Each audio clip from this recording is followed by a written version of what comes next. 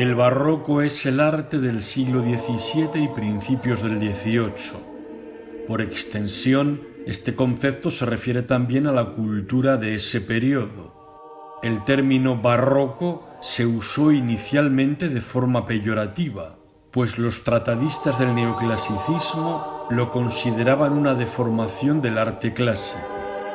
La escultura española del barroco a principios del siglo XVII se caracteriza por la sencillez expresiva, la contención formal y la severa gravedad. En la segunda mitad del siglo, la escultura empieza a dotarse de movimiento, con apertura de líneas, composiciones en diagonal, escorzos y ropajes venteados. Es una evolución parecida a la de la arquitectura, con un influjo muy fuerte de la sobriedad herreriana hasta bien entrado el siglo XVII para incorporar los elementos típicamente barrocos a finales del siglo. En el barroco español hubo una gran abundancia de talleres que realizaron esculturas principalmente de temática religiosa en madera policromada, con el fin de conseguir un realismo en las figuras que posibilitara la adhesión emocional del fiel siguiendo las disposiciones del Concilio de Trento. En este contexto de primacía de la imagen religiosa, tuvieron gran importancia durante el barroco los retablos y los pasos procesionales. La escultura barroca castellana tuvo su foco principal en Valladolid, sede de la corte entre 1601 y 1606, asentada en una rica tradición con Alonso Berruguete y Juan de Juni, activos en el siglo XVI, como precedentes inmediatos.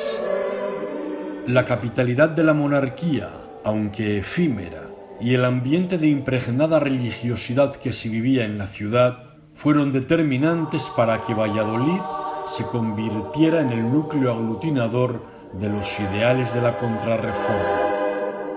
Gregorio Fernández fue uno de los más destacados escultores del barroco en España. El propio rey Felipe IV declaró que era el escultor de mayor primor que hay en estos mis reinos. Parece ser que nació en Sarria, en Lugo, en 1576. Quizá con un primer aprendizaje adquirido en tierras gallegas, en 1605 se trasladó a Valladolid, ciudad en la que vivió y trabajó hasta su muerte el martes 22 de enero de 1636. En Valladolid comenzó como oficial en el taller de Francisco de Rincón, sito en la puentecilla de Zurradores, actual calle Panaderos, y colaboró con Juan de Muniátegui.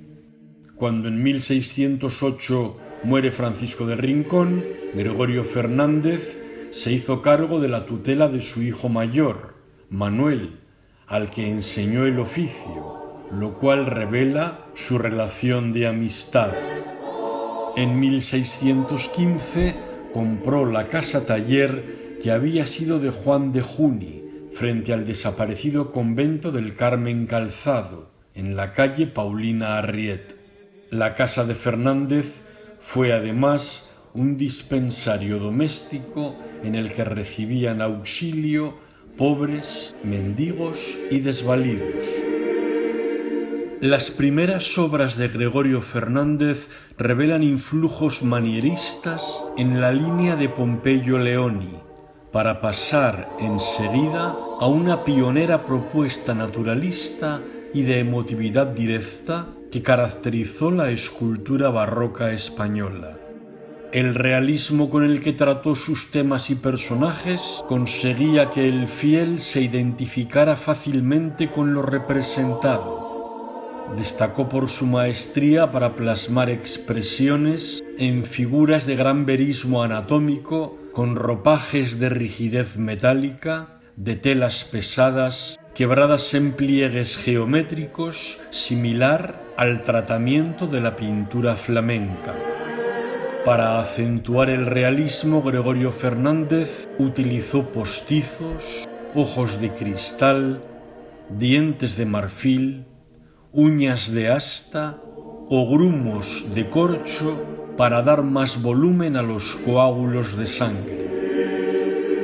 Autor de una amplísima obra que ejerció una gran influencia en todos los talleres de Castilla, fue un inspirado creador y difusor de tipos iconográficos, como los de Cristo atado a la columna, Ecce Homo, Piedad, Dolorosa o Inmaculada y, por supuesto, el Cristo yacente. Compuso además retablos, pasos procesionales y figuras de santos. Hombre de profunda religiosidad, Palomino asegura que antes de ejecutar una escultura, Gregorio Fernández se preparaba mediante la oración, ayunos, penitencias y comunicaciones para que Dios le dispensase su gracia por el acierto. Gregorio Fernández esculpió varias versiones representando a Cristo yacente, como la del convento de Santa Clara de Lerma, de 1606 aproximadamente, el de la iglesia conventual de San Pablo de Valladolid, encargado por el duque de Lerma hacia 1610, el del convento del Sacramento de Boadilla del Monte, de 1611, el de la iglesia del convento de Capuchinos del Pardo, encargo de Felipe III en 1614-1615, el del Real Monasterio de la Encarnación de Madrid, realizado entre 1620 y 1625, el del convento de las Benedictinas de San Plácido de Madrid, ejecutado en la misma época, el de la Casa Profesa de los Jesuitas de Madrid, después iglesia de San Felipe Neri, conservado en el Museo Nacional de Escultura de Valladolid, de 1627, el de la iglesia de San Miguel de Valladolid, realizado hacia 1627, el del convento de Santa Clara de Medina de Pomar, de 1629, el del monasterio de Franciscanas Descalzas de Monforte de Lemos, ejecutado entre 1631 y 1636, o el de la Catedral de Segovia, donado por el obispo Melchor de Moscoso y Sandoval, realizado entre los años 1631 y 1636. Estos yacentes están tallados en madera a tamaño natural. Un tablero cubierto con una sábana sirve de soporte al cuerpo desnudo de Cristo, tan solo cubierto con el paño de pureza con el típico tratamiento de acartonados plegados, lo que se aprovecha para el detenimiento en el estudio anatómico. La disposición de las imágenes está concebida para que el fiel las contemple desde el lado derecho, por lo que se muestra a Cristo inclinando la cabeza y el cuerpo ligeramente a ese lado y sus piernas se adaptan, a veces superponiendo las rodillas en esa dirección. El patetismo y el sentimiento, acordes con la estética y la religiosidad del barroco, se acentúan con recursos expresivos que muestran la crudeza y la huella del sufrimiento. No solo las heridas y la sangre o los moratones de los golpes, también la boca y los ojos entreabiertos muestran el padecimiento de Cristo. Padecimiento sereno, sí, pero padecimiento al cabo que precedió a una muerte voluntariamente aceptada para la salvación de la humanidad. A la cuidadísima talla, reflejando de modo muy naturalista un cuerpo exhausto por el sufrimiento y un rostro demacrado, se le aplica una policromía sobria y un buen número de postizos que consiguen una expresividad y un dramatismo que logra conmover al fiel de forma impactante. La iconografía del Cristo yacente tiene su inspiración en el relato evangélico que narra cómo Jesús fue desclavado de la cruz y depositado en un sepulcro cercano al Calvario.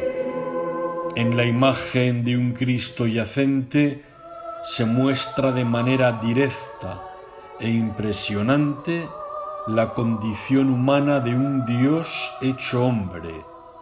Cristo ha sufrido, ha padecido, ha muerto y va a ser sepultado.